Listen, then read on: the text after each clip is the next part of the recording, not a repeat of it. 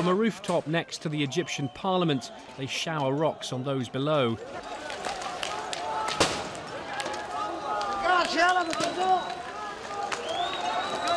But these are not protesters. The men aiming missiles are Egyptian soldiers. They're building on fire. On the streets they try and dodge the stones. Some not fast enough. This is chaos.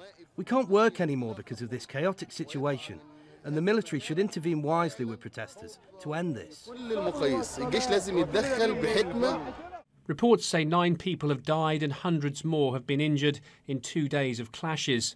A year on from the start of the Arab Spring, activists say Egypt's ruling military is hanging on to power and increasingly mirroring Mubarak's regime, arresting and beating protesters. This footage shot by a private Egyptian channel showing the tactics the army is apparently employing.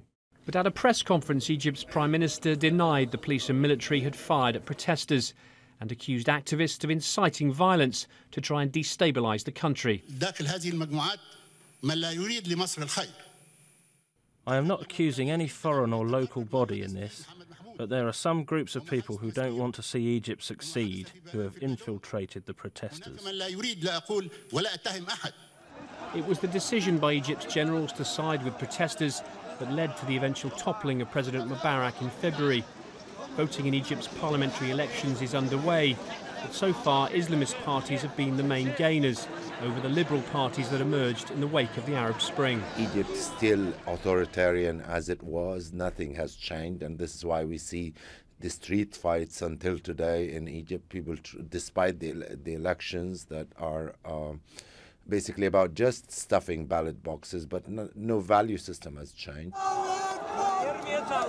It's feared these latest clashes will prove a deadly repeat of protests in November when 40 people died.